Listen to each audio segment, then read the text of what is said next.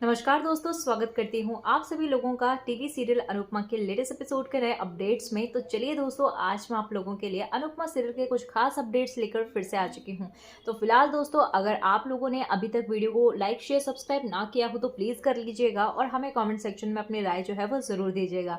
तो चलिए दोस्तों, शुरू करते हैं और देखते हैं कि क्या क्या हुआ है आज के एपिसोड में। वेल दोस्तों, टीवी सीरियल अनुपमा की आज की कहानी में हमें अनुपमा को दिखाया जाता है, जहाँ पर वो जानकी काकी को सारी की सारी बातें बताते हुए नजर आती है कि उसे जो है वो पराग कोठारी ने अकेले मिलने के लिए बुलाया है और कहती है कि उसने कहा है कि तुम जो है वो अकेले आना, किसी को बताना मत। और फिर वहाँ पर जानकी काकी कहने लगती है कि जरूर उसने माफी मांगने के लिए बुलाया होगा।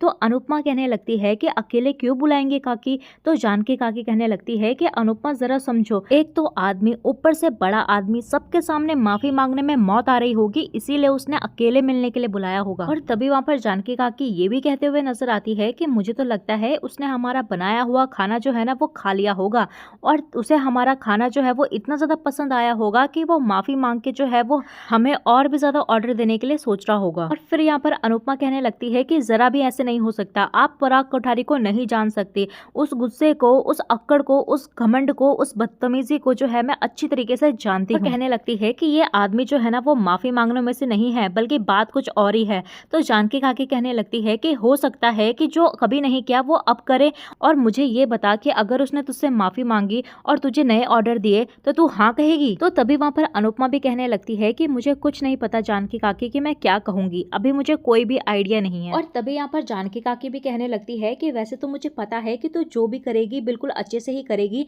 लेकिन मेरी एक बात याद रखना, अपना दिल जो है ना वो बड़ा रखना, क्योंकि अगर कोई बड़ा आदमी तुझसे माफी मांगने के लिए आया है ना तो यही बहुत बड़ी बात है, और माफ करके ये झगड़ा खत्म करो और आगे बढ़ो। तभी यहाँ पर जानकी काकी कहने लगती है कि तुझे बुलाया कब है। तो अनुपमा कहने लगती है कि कल सुबह 8 बजे। फिर यहाँ पर जानकी काकी कहने लगती है कि तुम जाकर आराम करो, मैं सब कुछ संभाल लूंगी। तो अनुपमा कहने लगती है कि आपको लगता है कि मैं आराम कर पाऊंगी, मेरे मन में इतनी सारी चीजें चल रही है तो मुझे तो नहीं लगता कि मैं आराम करूंगी। तो जानकी काकी कहने लगती है तो फिर क्या करोगी। तो अनुपमा कहने लगती है कि अपनी मसाला थेरेपी से जो है ना वो अपने दिमाग को शांत करूंगी। और तभी हम यहाँ पर अनुपमा को देखते हैं जो कि मसाला कूटते हुए नजर आती है, और वहीं दूसरी तरफ पराग जो है ना वो जिम करते हुए नजर आता है, जहाँ पर वो बहुत ही ज्यादा परेशान होता है और बार बार प्रेम की कही हुई बातें जो है ना वो दिमाग में सोच रहा होता है। और तभी उसे प्रेम की बचपन की यादें भी आती हैं, जहाँ पर प्रेम जो है वो अगर किसी भी चीज के लिए जिद करता था तो उसके पापा जो है ना वो उसे ला कर देते थे। फिर हम यहाँ पर ख्याति और उसके सास को देखते हैं जो कि पराग को देख रहे होते हैं इस हालत में।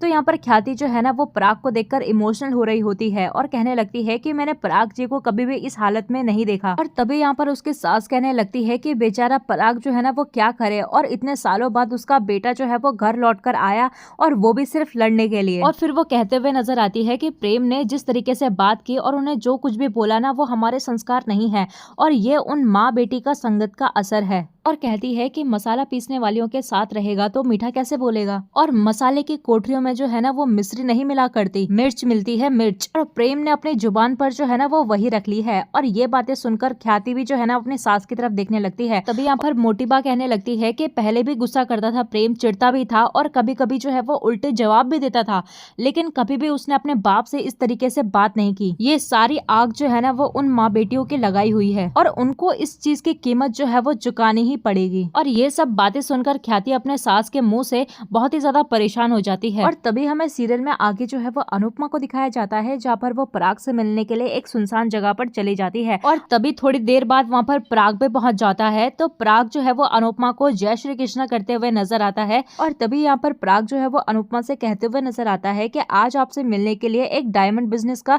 बादशाह नहीं बल्कि एक बाप आया है। और तभी यहाँ पर अनुपमा को कुछ समझ नहीं आता, तो वो कहने लगती है कि आपका क्या मतलब है। और तभी हमें सीरियल में आगे जो है वो तोशु और सभी घर वालों को दिखाया जाता है, जहाँ पर तोशु जो है वो गुस्सा कर रहा होता है और कहने लगता है कि मम्मी जो है वो सुबह सुबह कहाँ चले गई है, और एक ऑर्डर कैंसिल हुआ है, बाकियों का क्या, और फोन पे फोन आ रहे हैं मुझे। तो अनुपमा कहने लगती है कि अरे अगर वो बाहर गई है तो उसे बता के तो जाना चाहिए था ना, और राही भी गई है क्या उसके साथ। तो तभी वहाँ पर तोशु कहने लगता है कि नहीं बाप, प्रेम और राही तो रसोई में काम कर रहे हैं। और फिर वहाँ पर किंजल भी तोशु से कहने लगती है कि एक बार फोन करके देख लो ना कि वो कहाँ गई है। तो तभी वहाँ पर तोशु कहने कहने लगता है कि मैंने किया था लेकिन उन्होंने उठाया नहीं। तो बा कहने लगती है कि एक बार दोबारा से कर ले। तो फिर से वहाँ पर तोशु जो है वो अनुपमा को कॉल मिलाने की ट्राई करते हुए नजर आता है, लेकिन वो फोन ही नहीं उठाती। और फिर यहाँ पर ईशानी भी जो है वो अनुपमा का फोन लेकर आ जाती है और कहने लगती है कि कब से अनुपमा का फोन बज रहा है, कोई उठा ही नहीं रहा है। तभी यहाँ पर बा कहने लगती है कि ये लो, महारानी जो है वो फोन भी लेकर नहीं गई है। तो किंजल कहने लगती है कि कमाल की बात है, मम्मी ना फोन लेकर गई है और ना ही बता के गई है, ऐसा तो कभी उन्होंने किया ही नहीं। और तभी वहाँ पर बापूजी भी कहने लगते हैं कि हो सकता है कि वो जल्दीबाजी में निकल गई हो। तो बा कहने लगती है कि कहाँ। और फिर यहाँ पर तोशु कहने लगता है कि कहीं वो कोठारियों के पास तो नहीं गई। तो बा कहने लगती है कि हो सकता है और उसका कोई भरोसा नहीं है, फिर से जो है वो कोठारियों को 5 पन्नों का भाषण देने के लिए चली गई होगी। और तभी यहाँ पर तोशु जो है ना वो कहने लगता है कि वो कहीं भी गई हो लेकिन कोठारियों के पास ना गई हो बस। और तभी हमें सीरियल में आगे जो है वो अनुपमा को दिखाया जाता है, जहाँ पर वो पराग से कहते हुए नजर आती है कि मैं समझी नहीं, आपने कहा कि एक बाप मिलने के लिए आया है। और तभी हम यहाँ पर देखते हैं कि बहुत तेज की हवा चलना शुरू हो जाती है, जहाँ पर पराग के आंखों में जो है वो कुछ फंस जाता है, जिसकी वजह से उसका फोन जो है ना वो हाथ से नीचे गिर जाता है।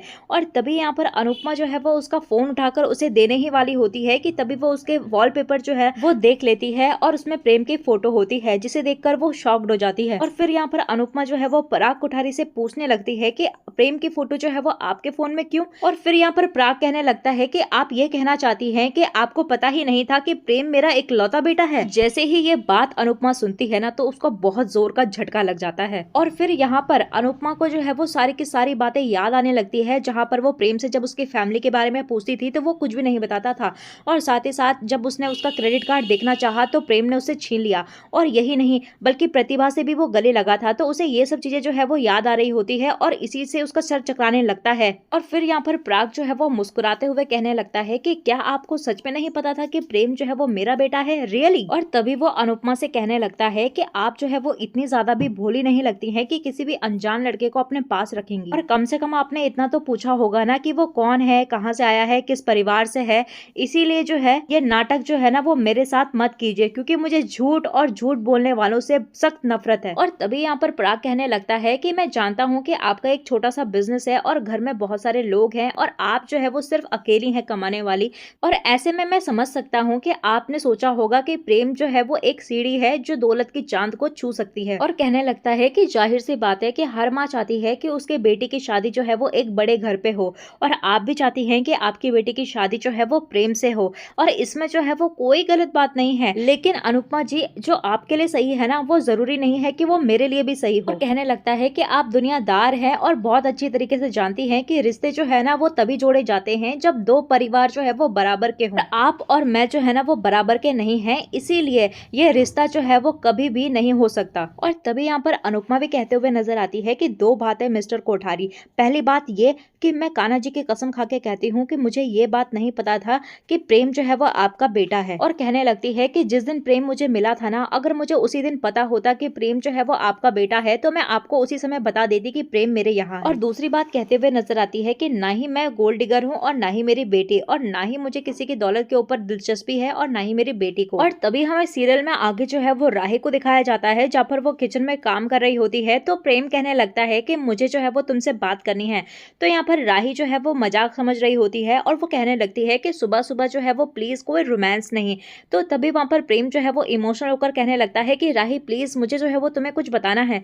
तो तभी वहां पर राही जो है वो प्रेम को इस तरीके से देखकर वो कहने लगती है कि बोलो कि क्या कहना है, और मैं तुम्हें कल से देख रही हूँ कि तुम जो है वो बहुत ही ज्यादा परेशान लग रहे हो। और कहने लगती है कि ऐसी कौन सी बात है जो तुम्हें परेशान कर रही है, बताओ ना मुझे।